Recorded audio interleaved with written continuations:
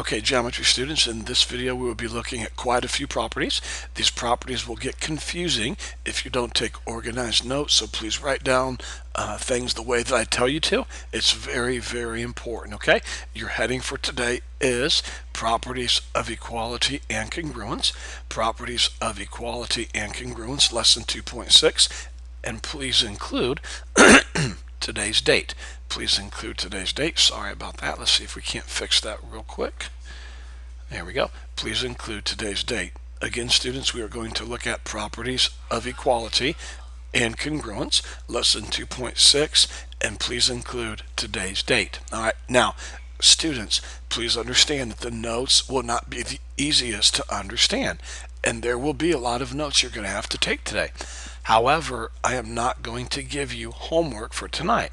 If you don't finish the video, though, you need to finish it tonight at your house, so please don't forget to do that if you guys do not finish the video today in class. Let me try to explain what we are going to do today. Please listen to me carefully. We are going to look at properties that are for equality and congruence both. Now, don't take any notes yet, just listen to me, okay?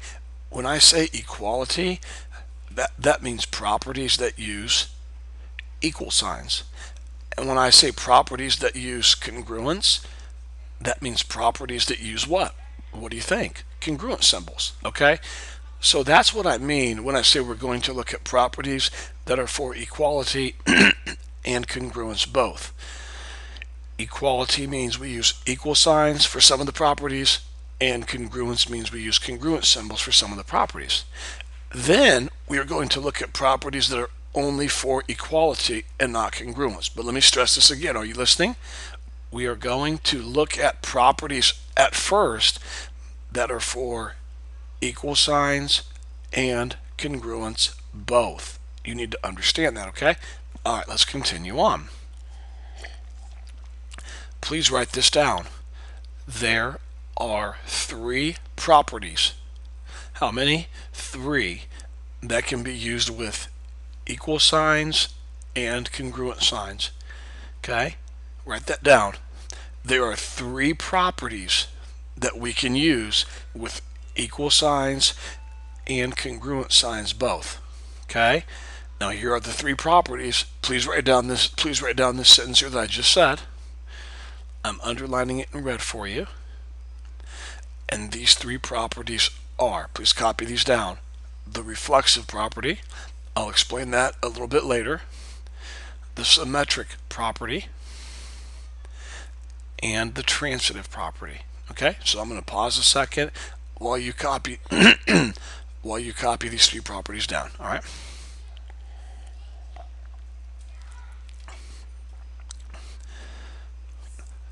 The reflexive property, the symmetric property, and the transitive property. Okay? All right, now let's continue on. I need you to take some really, really good notes as to what each of these properties stand for, okay? It's really, really important. Here we go. Let's take a look at these three properties. Now, I want you to set your notes up just like I have it here, okay? So I want you to write right here in the middle of your page the reflexive property, okay? Right in the middle of your page. And then off to the side here, I want you to write the word equality. And then over here off to the right, I want you to write the word congruence, okay? The word congruence.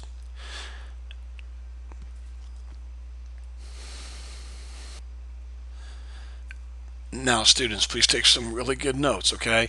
Here's what the reflexive property is. It's really easy. In fact, it's so easy, it's almost dumb, but you need to know what this property is, okay? If I said angle A is equal to angle A, we call that the reflexive property. The reflexive property. Excuse me. If I said segment AB equals segment AB, that would be the reflexive property. That's like saying 5 equals 5. That's so Easy, students, okay? And by the way, it's easy to remember. It's called the reflexive property because what does a mirror do? When you look into a mirror, it gives you a reflection of yourself. So it's like Mr. Earhart looks into the mirror and he equals himself. Mr. Earhart equals Mr. Earhart. So it's really easy to understand. Now, using congruent symbols, we would write angle A is congruent to angle A. There we go. Or we could say segment AB is congruent to segment AB. Now, students, I want all of this in your notes, so please copy all of this in your notes. I'll pause just a second while you do that, okay? So here's two examples of the reflexive property of equality, and here's two examples of the reflexive property of congruence. And by the way, it doesn't have to be just angles and segments. It could be anything, okay? It could be a lot of things. All right, so this is the reflexive property of equality and the reflexive property of congruence. You need to know these. We're going to use them in problems, okay? So make sure you understand this. All right, let's continue on. Hopefully you're done writing all this information down. Now next, I want you to put symmetric property right here, and then put equality right here, and then put congruence right here, okay? In your notes. Please go ahead and do that if you would, please, all right? And here we go. Here's a symmetric property. This is so easy, guys. If angle A equals angle B, then this is really deep, okay? I'm being sarcastic. Angle B equals angle A. That's it. Symmetric just swaps these two around. That's all that it does. You could also use segments if you wanted to. If segment AB is equal to segment CD, forgot my letter N up there, then segment CD equals segment AB. Symmetric. And guys, do you know why the word symmetric makes sense? Think of a triangle like this. If you draw a line down the middle, we call that a line of symmetry because this side here equals this side, and also this side over here equals this side. To me, it really makes sense, okay? For congruence, it'd be the same thing, only you would use congruent symbol. So angle A, if angle A is congruent to angle B, then angle B is congruent to angle A. Please copy all of this down, guys. All of this should be in your notes, okay? Obviously, you could do it with segments also. If segment AB is congruent to segment CD, then segment CD is congruent to segment AB. Okay, so I've given you two examples right here for the symmetric property of equality, and I've given you two examples here for the symmetric property of congruence. There we go. Okay, so it's really not too bad. Now, the reason I'm trying to keep all of this up here so you guys can let me get this taken care of here. A little too low. Hold on one second. There we go. I want you guys to be able to keep all of this in front of you. Well, that's not going to work, so let's just go like this and not worry about it. Okay, let's go ahead and take a look at our last property here. In your notes, go ahead and put transitive property right here, and then put equality over here, and then put congruence here. Okay, so far we've looked at the reflexive property of equality, the reflexive property of congruence, the symmetric property of equality, and the symmetric property of congruence. Now we're looking at the transitive property of equality and the transitive property of congruence. Okay, so here are some examples. Transitive's pretty simple too. If angle A equals angle B and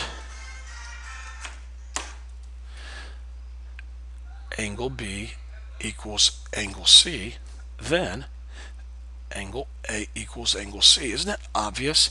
Look, if A equals B and B equals C, that's angle C, then A equals C. We could use that with segments too. We could say if AB equals CD, and CD equals EF, then AB equals EF. Okay? It's really not that hard, guys. It's pretty simple. Now, we could rewrite all of this in your notes, which we're going to do, only now we're going to use congruent symbols. So it's the same thing, only we're using the transitive property with congruent symbols. So here we go.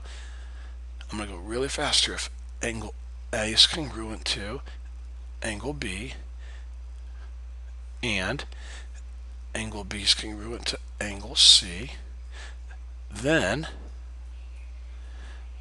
angle A is congruent to angle C. Does that make sense? If A is congruent to B and B is congruent to C, then A is congruent to C. It makes total sense. And then real quick with segments, if AB is congruent to CD and CD is congruent to EF, then AB is congruent to EF. Okay? It makes total sense. So here's what we've looked at so far. We've looked at the reflexive property of equality, the reflexive property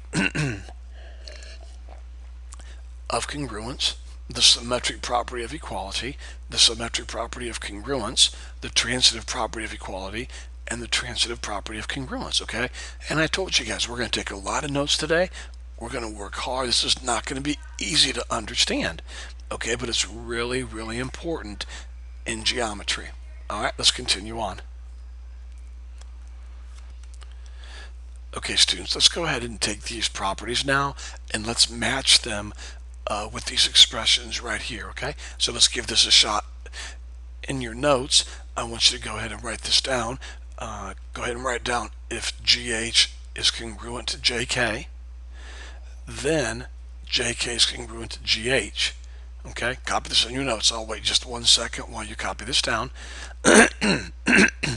If GH is congruent to JK, then JK is congruent to GH. Okay, please copy this in your notes.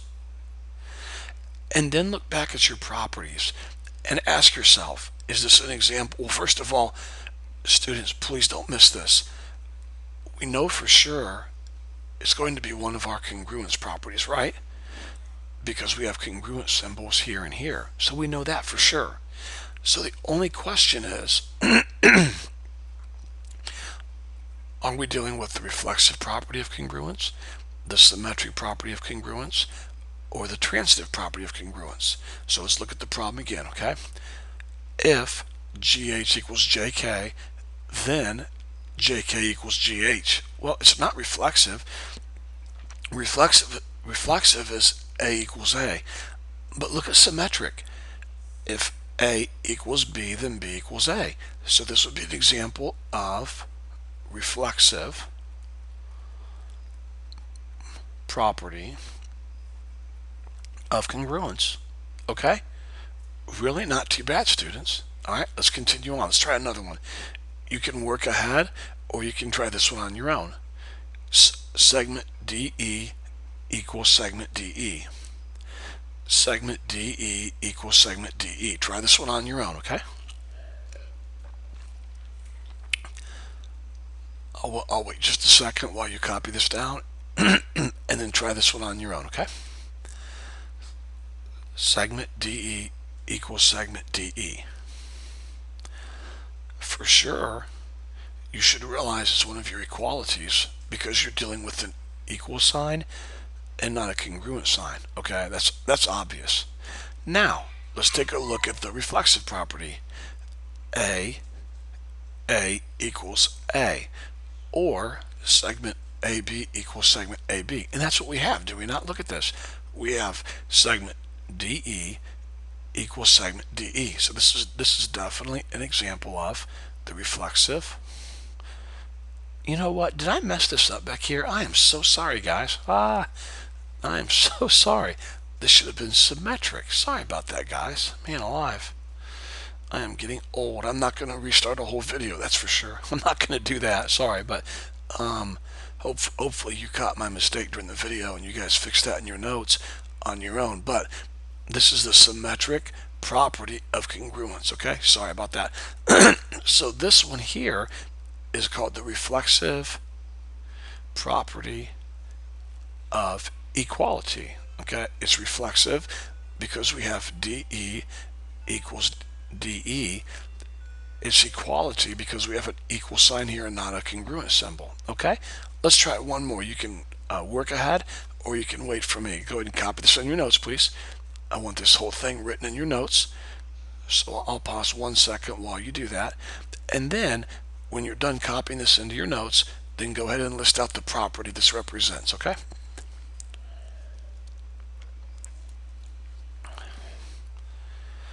If angle P is congruent to angle Q and angle Q is congruent to angle R, then angle P is congruent to angle R, okay? Now we know for sure it's going to be one of our properties of congruence because we're dealing with congruent symbols, okay? And by the way, you're never going to be given one where you have an equal sign here and a congruent sign here and an equal sign here, okay? That's not going to happen. In case you're wondering, it's not going to happen. Now, let's see what we have here, okay? We have P congruent to Q, Q congruent to R, so P is congruent to R. Well, that's going to be transitive. Look right here.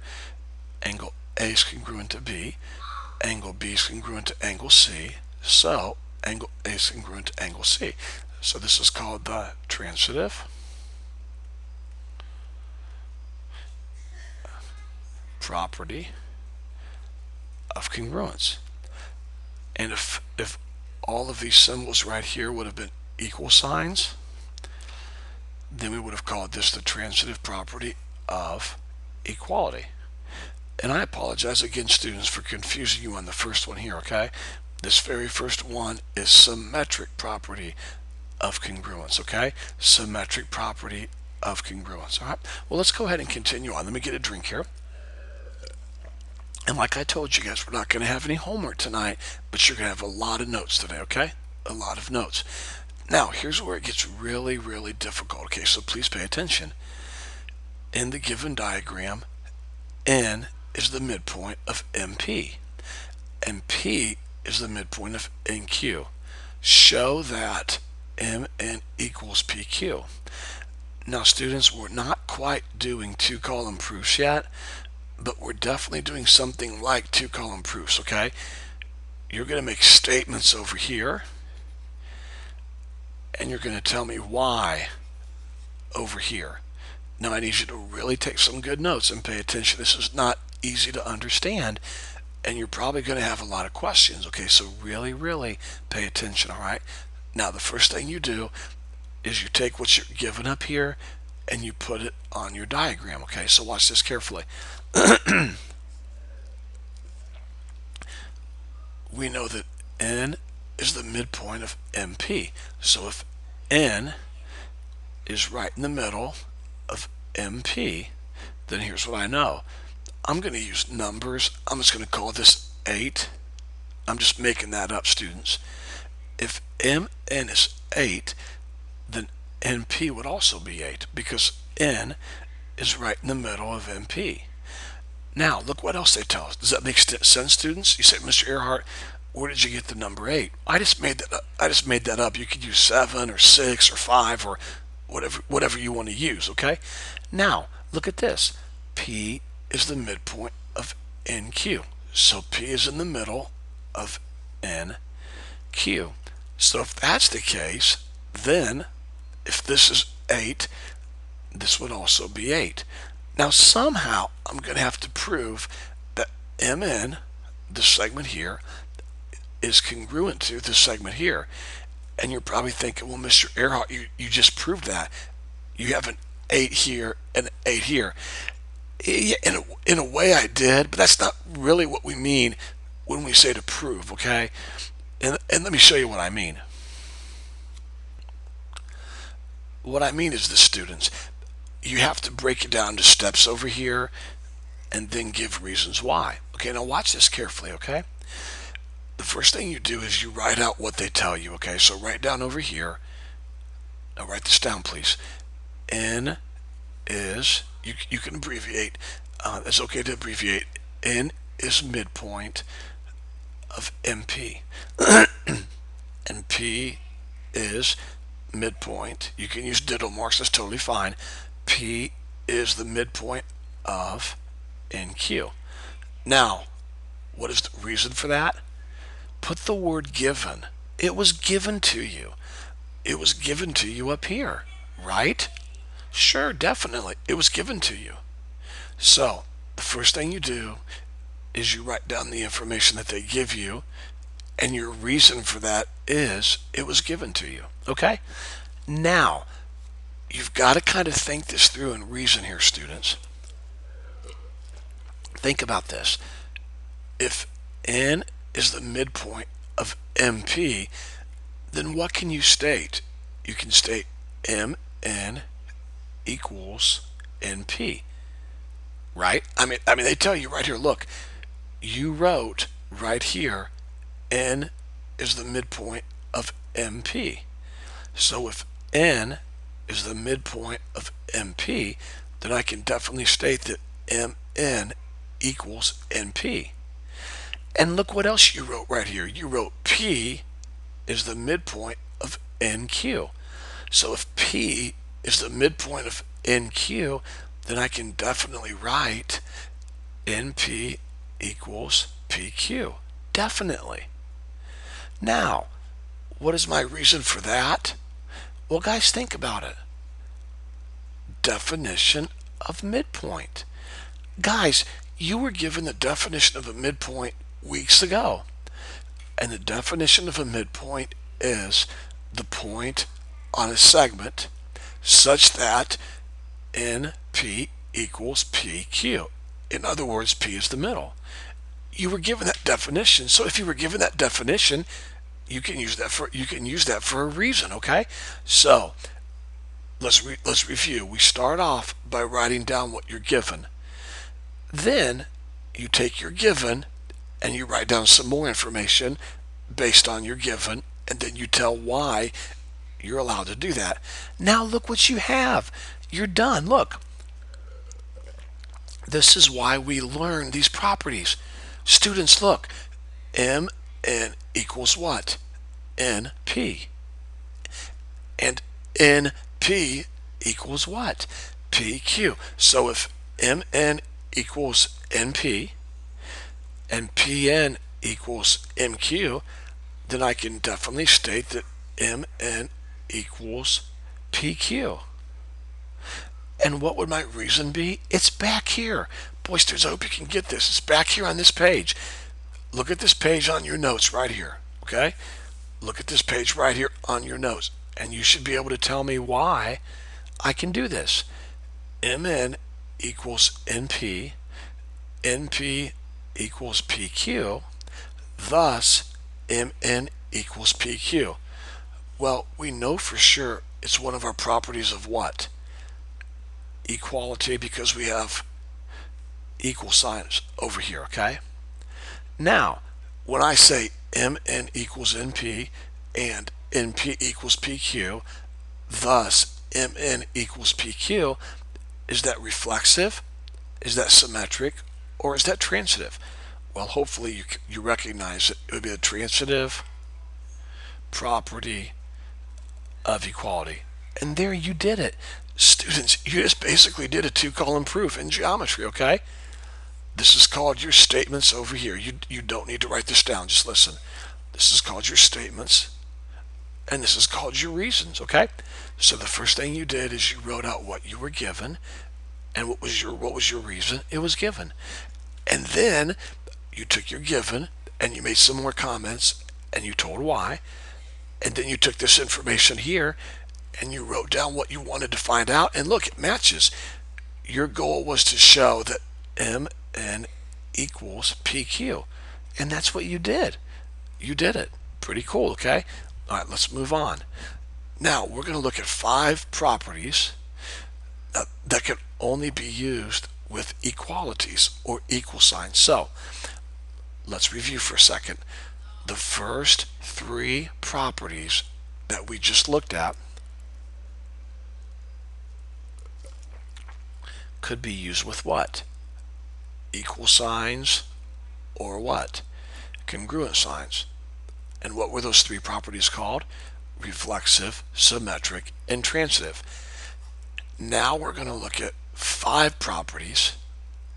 And yes, students, you need to know all of these, just like you had to learn the other 3 properties.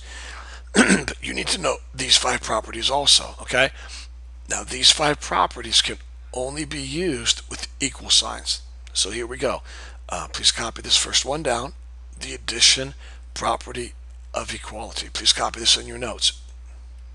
And here we go. Please copy this down.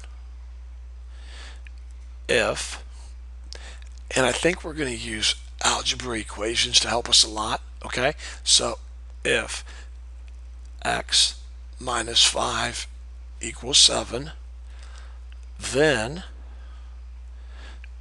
x equals 12. Isn't that simple? Look, all that the addition property of equality is stating is if 2 sides are equal, you can add a number to one side as long as you add it to the other side. That's it. That's all that it's saying, and we know that already. So the addition property of equality is simply saying if you have an equal sign, you can add the same thing to both sides, and these 2 sides are still equal. And that's why it's called the addition property of equality. By the way, you can write this down if you want to. You don't have to. You can also use segments. You can say segment AB plus segment CD. Let's make that a minus sign. Equals, let's see,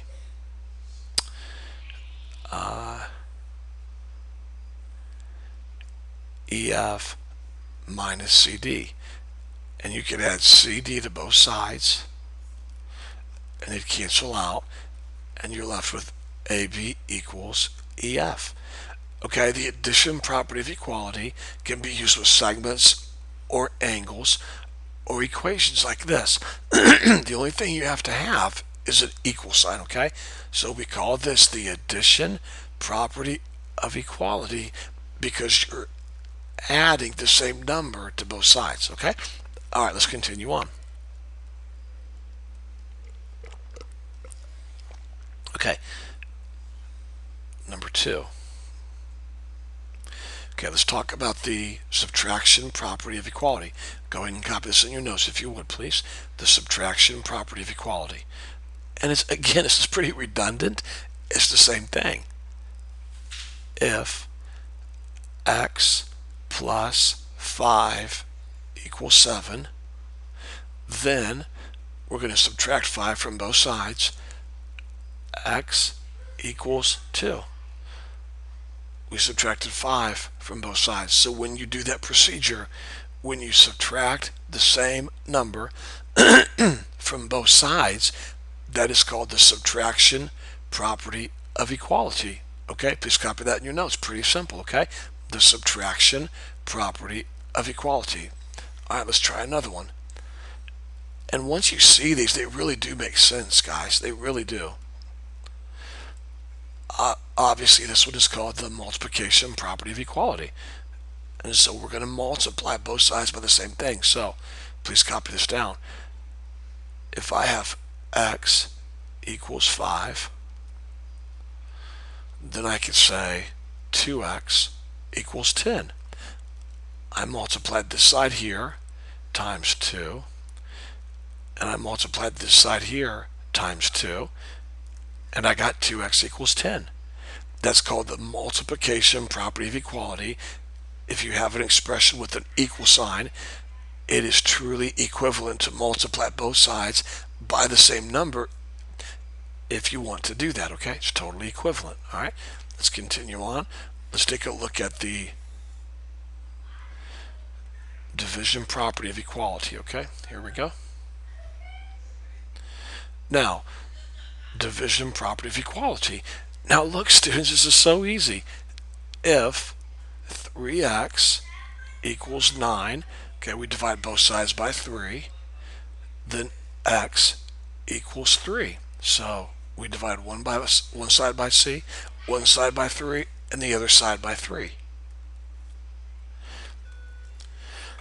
And so this is called the division property of equality. And it makes total sense, students. It's just simply saying that when you have an equation or an expression with an equal sign, you can divide one side by a number as long as you divide the other side by the same number, okay? So we divide this side by 3, we divide this side by 3, and we're left with x equals 3, okay? All right, now there's one more property here we need to look at, okay? Just one more. Please copy this in your notes, students, if you would. It's called the substitution property of equality. The substitution property of equality, okay? Please copy this in your notes. And here's all that it means, okay? If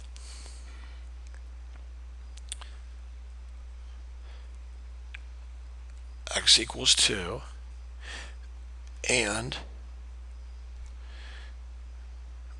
we have 2x plus 3, then we could put 2 in for x. Now, students, please understand this substitution property can also be used with segments, okay? or angles. And I will give you an example of that in just a second, okay? But look at what we wrote here, and please copy this in your notes. If x equals 2 and you have 2x plus 3, then you can substitute in for x 2. 2 times 2 plus 3. Now, you could do this with angles also. If we said angle 1 equals angle 2, and then I had angle 1 plus angle 3 equals angle 5. Now you can write this down, students, or you can just watch. It's up to you. If I have this here, angle 1 equals angle 2, then where angle 1 is, I can substitute angle 2, and now I can state that angle 2 plus angle 3 equals angle 5. Students, listen, you can use the addition property of equality, the subtraction property of equality, the multiplication property of equality, the division property of equality, and the substitution property of equality with angles, segments, whatever, as long as you have an equal sign and as long as you're adding the same number to both sides or subtracting the same number to both sides or multiplying the same number to both sides or dividing the same number to both sides or making an equivalent substitution, okay? So please make sure you understand these properties. You're responsible for these and you should be able to recognize them, okay? All right, let's go ahead and continue on.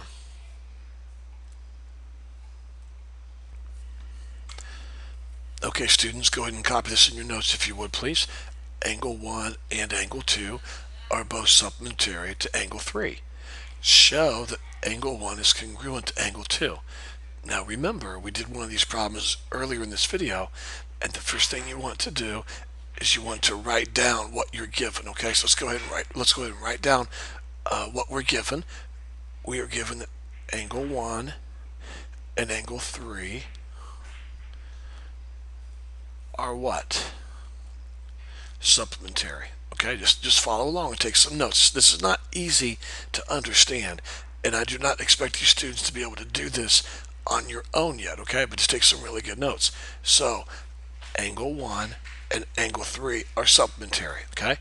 Because it says angles 1 and 2 are both supplementary to angle 3. So, angle 1 and 3 are supplementary, and angles 2 and 3 are supplementary. Of course, and the reason would be this is what you're given. Okay, you were given this in the beginning. All right, now slide this up here. Okay, that's what you were given. Now, let's see what else we can write here. Okay, I've got an idea. If I know that angles 1 and 3 are supplementary, then I could state this, could I not? The measure of angle 1 plus the measure of angle 3 equals what? 180, right? We know if two angles are supplementary, then they equal 180. Look at angles 2 and 3. The measure of angle 2 plus the measure of angle 3 equals what? 180. Now, how can I state that? It has to be a postulate or a theorem or a definition or something. Well, guys, definition of supplementary angles. Right there. Think about it. Look up here. You were told in your given that angles 1 and 3 are what? Supplementary. And you were told in your given that angles 2 and 3 are supplementary. So if you know 1 and 3 are supplementary, you can definitely say they add up to 180. And if you know that angles 2 and 3 are supplementary, then you know that they add up to 180. And your reason would be definition of supplementary angles. Now, this is really getting interesting. Watch this. Look at this, students, carefully. What does angle 1 plus 3 equal? 180. What do angles 2 plus 3 equal? 180. Look, students, we can make a substitution. Watch this. Look at this carefully. 2 plus 3 equals 180. So if they equal 180, then that means I could pick these up and put them right here for the 180, right? I mean, think about it. Look back here. If x equals what? 2, then I can pick up the 2 and I can put it in place of the x. So it's the same thing here. If 2 plus 3 equals what? 180, then I can pick it up and put it in place of the 180. So the next thing I'm going to write is this. I'm going to write the measure of angle 1 plus the measure of angle 3 equals, now what does it equal? It equals 180. But instead of putting 180, I'm going to put the measure of angle 2 plus the measure of angle 3. And what's my reason? We just learned it. Substitution, property of equality. And you don't have to write all that. You can just write substitution. That's fine, okay? But the reason would be substitution. You pick this up, it equals 180, so you put it in place of the 180. And now look what you have, guys. What are you trying to end up with? You're trying to end up with down here showing that 1 is congruent to 2. Well, look, I've got angle 1 on this side, I've got angle 2 on this side, and then I've got angle 3 on both sides. Hey, we just learned a little bit ago that if I have an equal sign, I can subtract the same thing from both sides. So if I subtract angle 3 from this side and I subtract angle 3 from this side, they're both gone. And what am I left with? I'm left with the measure of angle 1 equals the measure of angle 2. And of course the reason would be what? Did you subtract something from both sides? Yes, you did. So the reason would be the subtraction property of equality. And you can just put subtraction, that's totally fine. And now look, we're almost done. We're one step away. Look what we have written here. We went from here all the way down to here, showing that angle 1 equals angle 2. Now, if angle 1 equals angle 2, then that also means they're what? If they're equal, then they're also congruent. Now, what reason would you give? Definition of congruent angles. That's a tough one there, but listen to me, it makes sense. The definition of congruent angles is if two angles have the same measure, then they're congruent. And look what we stated right here.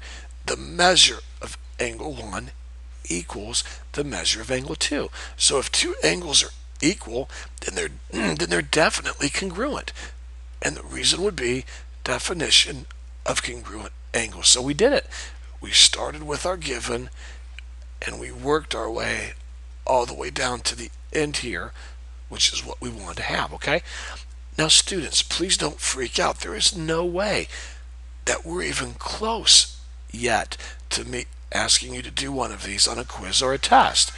Okay, I'm not going to do that yet, but I just wanted to introduce this to you today and have you take some notes on it. And by the way, when we work on your homework tomorrow in class, we're going to do all of these together, okay, in your homework, and really take our time. We're going to go really slow, okay? So relax and just take some really good notes. Okay, let's try one more, and I think we're going to be finished. Yeah, This is our last example, okay? So go ahead and copy this in your notes.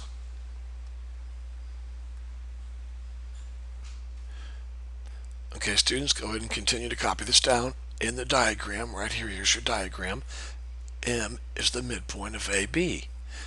M is the midpoint of AB. Show that AB equals 2AM. Okay? This will be a little difficult, but again, just take some really good notes and do the best you can to understand this, okay? Now, the first thing you do is you write down your given. So your given M is midpoint of AB, okay? And your reason would be it was given to you, okay? Now, if M is the midpoint of AB, we know what we can write. We can write AM equals MB. And what reason could I use? The definition of midpoint, right? I mean, if M is truly the midpoint of AB, then we know this segment here equals this segment here. And the reason would be definition of midpoint. Now, there's another postulate that we use. Remember this postulate called the segment? We learned this, the segment addition postulate. We learned that, okay? Well, the segment addition postulate would state what? AM plus MB equals AB. Now come on, students, you got to see that, okay? This segment here plus this segment here would equal the entire segment AB. So that's what I wrote. I put segment AM plus segment MB equals the entire segment AB. And the reason is the segment addition postulate, okay? And I totally misspelled this word. I don't know what I was thinking. That's pretty funny, actually. Postulate. All right, now let's take a look up here. Look, students, what did I write in step 2? AM equals MB. And look what you want to end up with. You want to end up with how many AMs? 2 AMs. So what can I substitute for MB? AM equals MB. So for MB right here, I can substitute AM. So I'm going to put AM plus AM equals AB. I substituted AM for MB. And my reason, of course, is what? The substitution property of equality. Substitution. And now we really didn't learn a property. We really didn't learn a property that's called this. But students, common sense, okay? I mean, you guys learned in algebra that x plus x equals 2x, right? Sure you did. So, AM plus AM would be 2AM equals AB. And you know what I call that? I just call that simplifying. And you are more than welcome to do that in your proofs, okay? We just call that simplifying, okay? And that's it. You did it. Now, I know up here they have AB equals 2AM, and we have 2AM equals AB, but that's the same thing. That's totally sufficient. So we did it again, students. We started off with what they gave us, and we justified every single step that we did until we got down to the end, and we proved exactly what they wanted us to prove. Now, if you're not lost, probably a lot, then you're unusual, okay? This is really difficult to do, and what we're going to do tomorrow is do a bunch of homework, okay? And we're going to do it together, and I'm really going to help you practice these a lot, okay? So it helps you understand them a little better, okay? If you have any questions, don't hesitate to call or email.